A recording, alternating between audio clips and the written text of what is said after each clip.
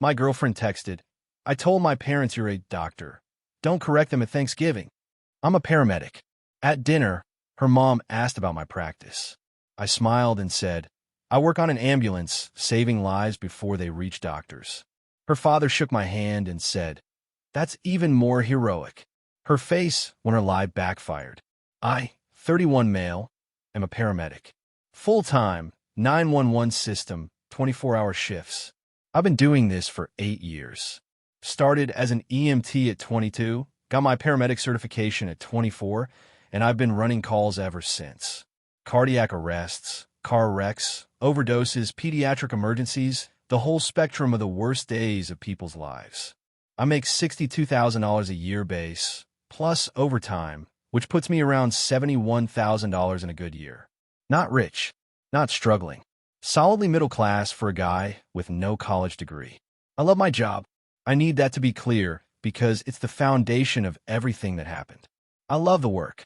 I love the adrenaline and the problem solving and the 15 seconds you get to make a decision that determines whether someone's grandma sees another Christmas.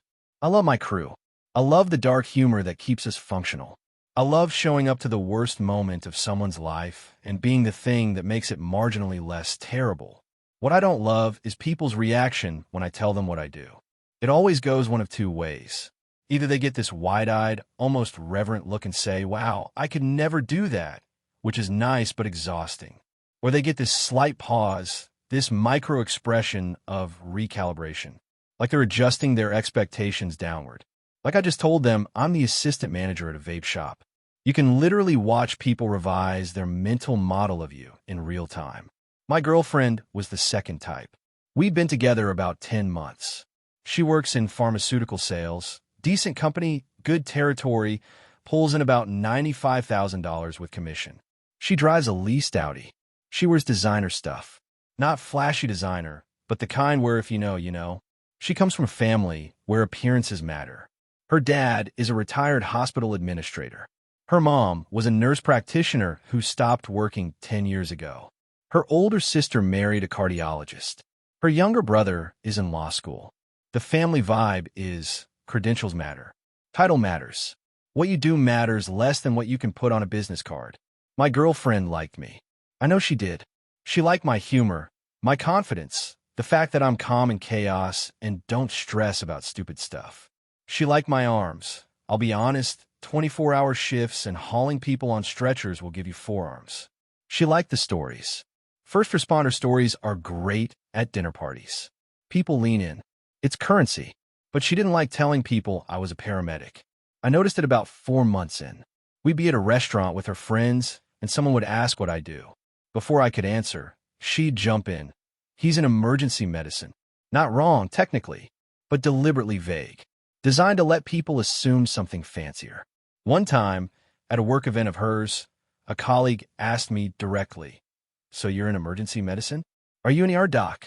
Before I could answer, my girlfriend squeezed my hand, hard, and said, He works in pre-hospital care.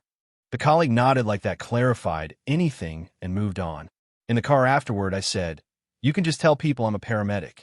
She said, I know, but pre-hospital care sounds more professional. Paramedic is professional. You know what I mean?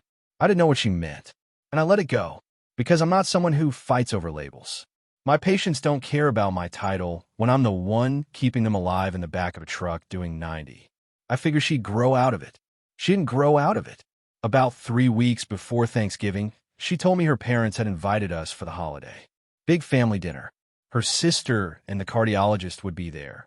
Her brother, an aunt and uncle, grandparents, the whole production. This would be the first time I was meeting most of them.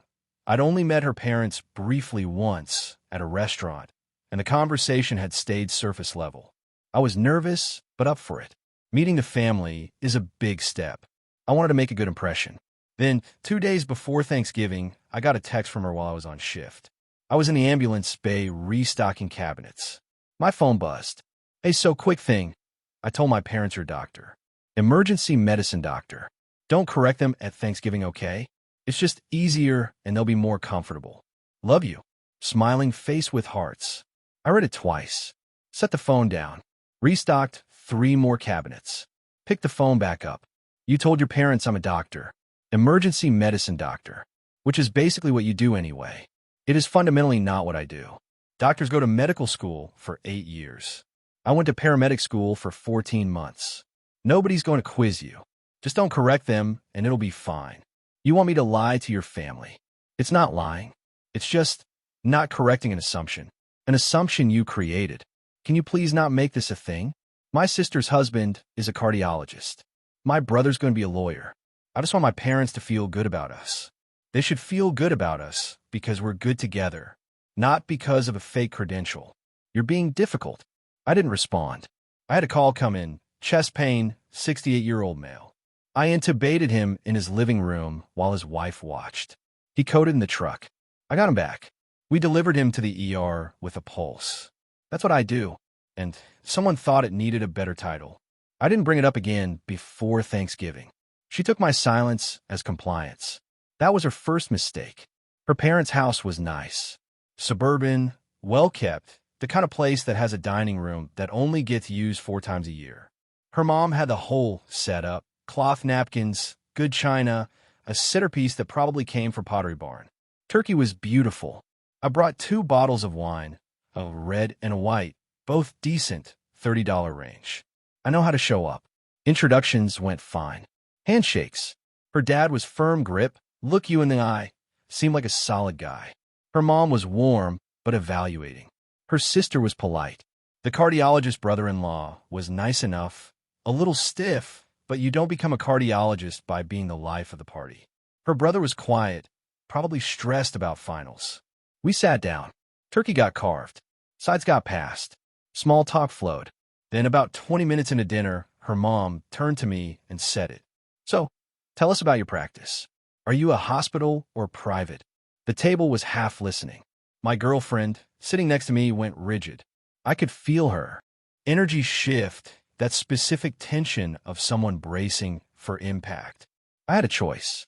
I could play along, nod vaguely, say hospital-based, and let the assumption carry the evening. Nobody would check. Nobody would know. The dinner would be smooth. My girlfriend would be happy. The family would nod approvingly and pass the cranberry sauce. Or I could be who I am. I smiled, and I said, clear and friendly, I actually work on an ambulance. I'm a paramedic. I save lives before they ever reach the doctors. The table paused. Not a dramatic, everyone drops their fork pause. Just a slight recalibration. The same one I've seen 100 times. My girlfriend made a small sound. Not a word. Just a breath. Like someone stepped on her foot under the table. Her mom said, oh, I didn't realize, I thought. That's okay. It's a common mix-up. I looked at my girlfriend when I said that. She did not look at me.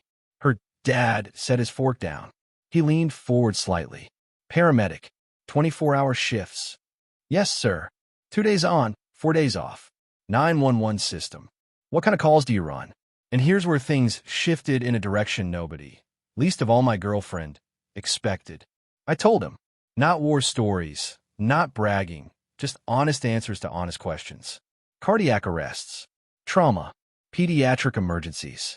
I told him about the equipment we carry, the medications we push, the decisions we make in under a minute with incomplete information and no backup. Her dad listened.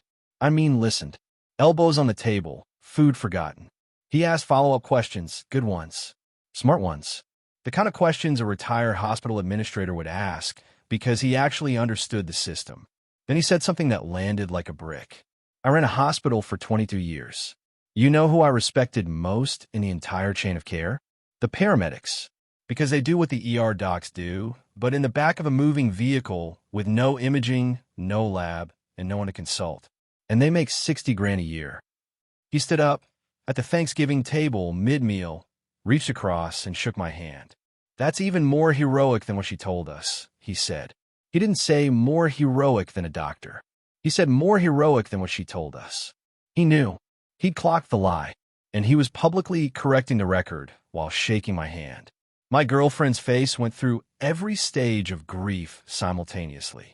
Denial, anger, bargaining, depression, acceptance, all at once, compressed into about 3 seconds of absolute silence while her father stood across from her holding my hand and her entire family watched. Her sister, the one married to the cardiologist, said, "My husband says paramedics are the most underappreciated part of the healthcare system." The cardiologist nodded and added, "Some of the saves that come in, we just finish what you started." Her brother said, "That's actually really cool." Her mom said, "Well, we're just glad you're here." The rest of dinner was the best Thanksgiving conversation I've had in years. Her dad asked me about protocols, about the opioid crisis, about what I see on the street. Her mom asked about the emotional toll and whether I'd considered counseling, not in a judgmental way, in a genuinely caring way. The cardiologist and I talked about STEMI protocols and field-to-cath lab times. For the first time in 10 months, I was just myself. No rebranding. No euphemisms. Just a paramedic eating turkey with people who seem to genuinely respect what that means. My girlfriend barely spoke for the rest of the meal. On the drive home, she was silent for about 15 minutes. Then she said, "You humiliated me." I told the truth. I told you not to correct them. And I decided not to lie to your family on the first real holiday we spent together. It wasn't a lie. It was a simplification. You told them I was a doctor. I'm not a doctor. That's a lie. My dad made a scene. Your dad shook my hand and said my job was heroic. That's not a scene. That's a compliment. Because he was trying to embarrass me. He was trying to acknowledge me. The fact that it embarrassed you is a you problem. She didn't speak again until we got home. When we walked inside, she said, "I need some space tonight." She went to the bedroom and closed the door. I slept on the couch. Watched the Cowboys game on my phone. They lost. Par for the course. Update 1. The aftermath and the campaign, 10 days later. So the fallout from Thanksgiving didn't stop at the dinner table. Not even close. Over the next few days, my girlfriend's attitude didn't soften, it calcified. She wasn't embarrassed in front of me anymore. She was angry at me. The narrative had fully shifted in her head. I'd sabotaged her. I'd deliberately undermined her in front of her family. I was the villain. Day 2 after Thanksgiving, she said, "You know what your problem is? You have no ambition. You're fine being a paramedic forever. You don't want more. I like my job. You like your job. Great. I like chocolate cake. That doesn't mean I eat it for every meal. That analogy doesn't work on any level. You should go to medical school, or PA school, or something. You're smart enough. You just don't apply yourself. I'm 31. I'm not going to medical school. Then at least get a different title. Clinical something. Director of Field Operations. Anything that sounds better than paramedic. My title is paramedic because I'm a paramedic. I'm not rebranding my career so you can feel better at dinner parties." She huffed, left the room. We didn't talk for the rest of the day, but it got worse. She started a quiet campaign, not against me directly, but against my career. Subtle stuff at first. She'd leave her laptop open with PA school admission requirements on the screen. She'd accidentally forward me job listings for hospital administration roles. She bought me a book called something like Transitioning from Clinical to Leadership and left it on my nightstand like it was casual reading material. I said, "I'm not reading this." She said, "I just thought it might give you ideas." My idea is to keep doing the job I'm good at and love. How's that for an idea? Then she went to her parents, the people who'd been nothing but kind to me, and tried to rewrite Thanksgiving. She told her mom that I'd made things awkward by oversharing work stories and that her dad had put her in an uncomfortable position. She told her sister that I was defensive about his job and couldn't take a joke. Her sister didn't buy it. I know because her sister texted me directly, which had never happened before. The text said, "Hey, just wanted you to know that my parents really like you. My dad hasn't stopped talking about the ambulance stuff since Thursday. Don't let my sister's insecurity make you feel bad about what you do." I replied, "Thank you. That means a lot." Her sister said, "Also, my husband says you're welcome to visit the cath lab anytime. He wants to show you what happens after your handoffs." That text hit different. The cardiologist, the guy who'd gone through 4 years of undergrad for years of med school, 3 years of residency, and 3 years of fellowship, wanted to show me his work. Because he respected the work I do. While my girlfriend was leaving PA school brochures on my nightstand. Then my girlfriend pulled the move that pushed me over the edge. About a week after Thanksgiving, I was at work. 24-hour shift. We'd run 16 calls by midnight. Brutal day. Pediatric asthma, 2 car accidents, a fall from a ladder, a stroke, the usual parade. I was exhausted. I checked my phone during a break and had a text from her. I told my friend group that you're applying to PA school. They're all really excited for you. Congrats, babe. Party popper. She was making up career milestones now. First I was a doctor. Now I was applying to PA school. She was building a fictional version of me and distributing it to anyone who'd listen. I texted back, I am not applying to PA school. Correct this. It's not a big deal. Just play along for now, and maybe you'll actually get motivated to do it. I'm not playing along with anything. Tell them the truth, or I will. God, you are exhausting. I set my phone down. A call came in. Overdose, found unresponsive. I pushed Narcan, bagged the patient, got a pulse back. Saved someone's life at 1:47 a.m. while my girlfriend was group texting her friends about my fake PA school applications. The next morning, when I got home from shift, I sat her down. We need to talk about what's happening here. What's happening is you're being dramatic about a text.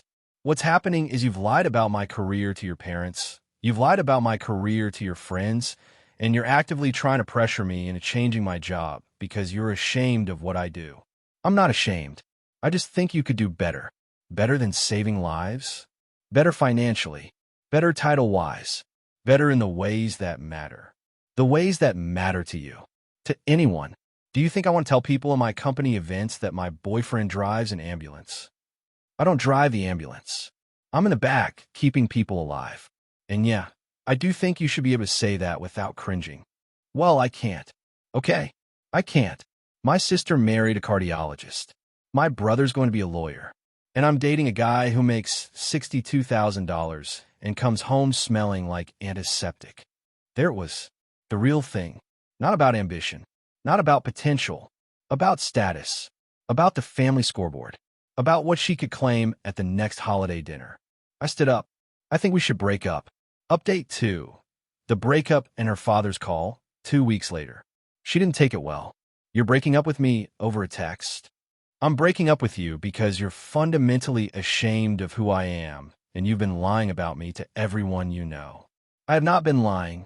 You told your parents I was a doctor. You told your friends I'm applying to PA school. You introduced me as being in emergency medicine because the word paramedic embarrasses you. That's lying. It's framing. Call it whatever you want. I'm done being your PR project. She cried. She apologized, sort of the kind of apology that's actually a restatement of the offense. I'm sorry you're too sensitive to see that I was trying to help you. I packed an overnight bag and went to my buddy's place. He's a firefighter on my department, shares the same station. I sat on his couch and told him the whole story. He laughed at the PA school text, then got serious and said, Brother, you pulled a kid out of VTACH last month. You don't need validation from someone who thinks your job needs a better title. Over the next week, the breakup played out the way breakups do when one person thinks they can still win. She texted daily, not apologizing, strategizing. She'd send messages like, I've been thinking and I think the real issue is that we have different communication styles. Or maybe if you got involved in the administrative side of EMS, you'd feel more confident at social events. She was still trying to fix me instead of accepting me. I responded to none of it. Then she called her mom and told her we'd broken up. She framed it, of course, as me being too proud to grow. Her mom, apparently, accepted this version, but her dad didn't. Her dad called me on a Tuesday evening. I was on the couch in my own apartment. I told her she could stay at my place for a week while she figured out her situation, and I'd stay at my buddy's. Generous? Maybe. Stupid? Possibly. But I wasn't going to throw her out on the street just because she was a snob. Her dad said, I heard you two ended things. Yes, sir. She told her mother it was because you refused to improve yourself. Is that accurate? No, sir. It's because she's been lying about my career to your family and her friends and pressuring me to change jobs because she's embarrassed that I'm a paramedic. Long pause. Then he said, She told us you were a doctor. I know. She texted me before Thanksgiving and asked me to play along. And you didn't. No, sir. I told the truth. Another pause. I want you to know something. After you left Thanksgiving dinner, I told my wife that you were the most genuine person either of my daughters has brought home. I meant that. I run a hospital. I've watched ER docs crack under half the pressure you handle in a shift. What you do matters.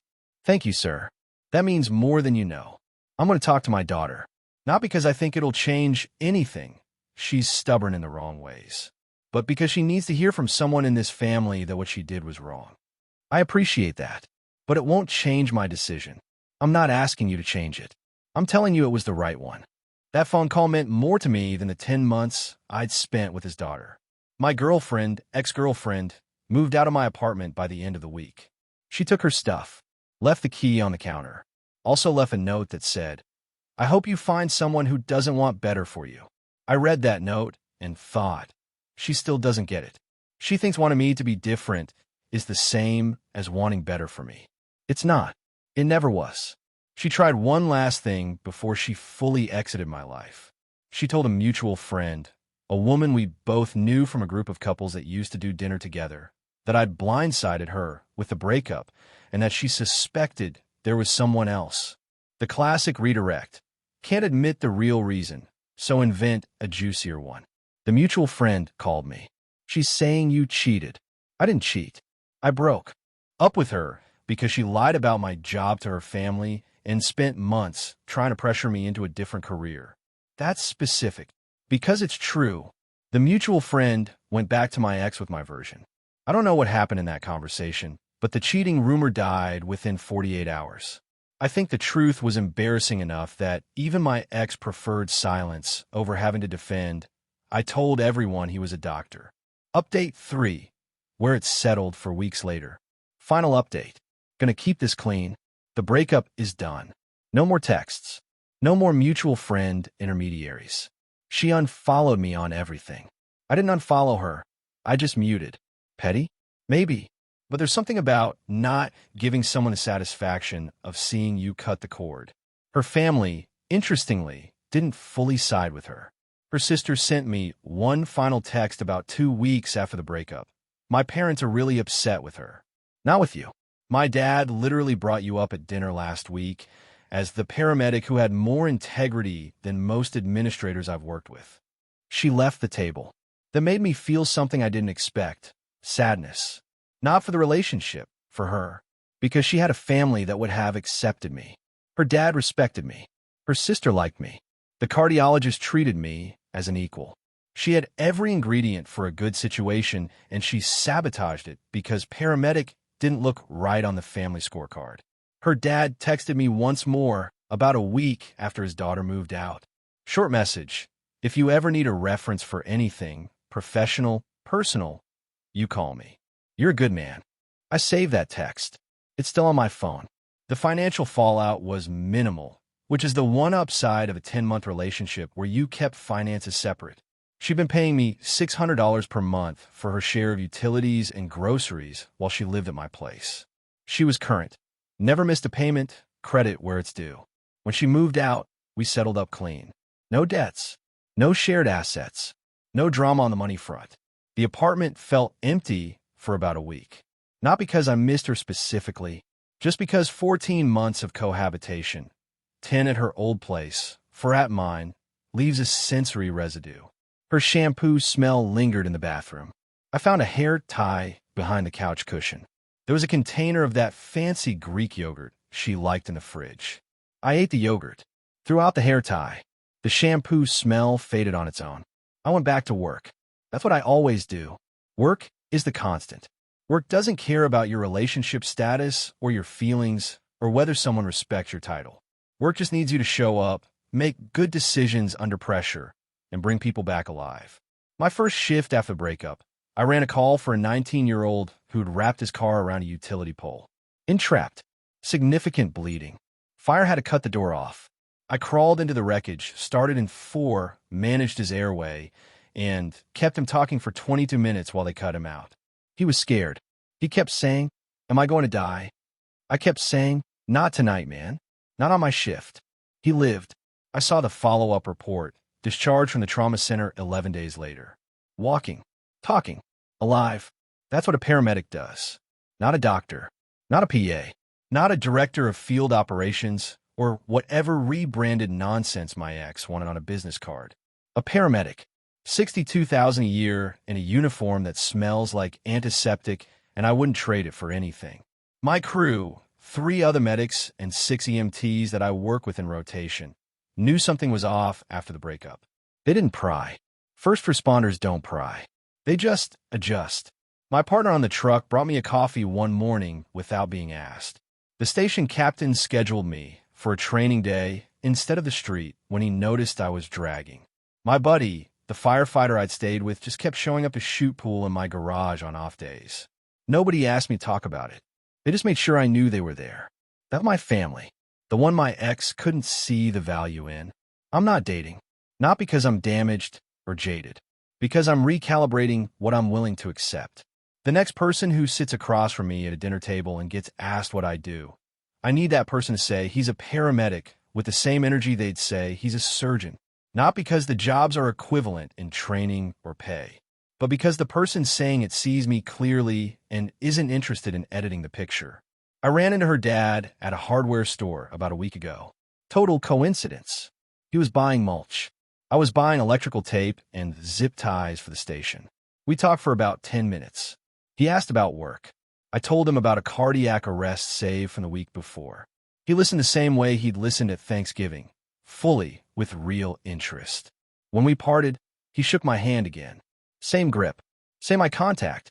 And he said, "You're still the most impressive young man my daughter ever brought home. That won't change." I sat in my truck in the parking lot for a few minutes after that. Not crying, just sitting with it. Because sometimes the people who see you most clearly aren't the people you're in a relationship with. Sometimes it's their father standing in a hardware store aisle, holding a bag of mulch, telling you that what you do matters. I went back to the station, checked my rig, restocked the drug box, tested the cardiac monitor, laid down in the bunk room. The tones dropped at 2:14 a.m. Chest pain, 61-year-old female. I was out the door in 90 seconds. That's the job. And I love it exactly as it is.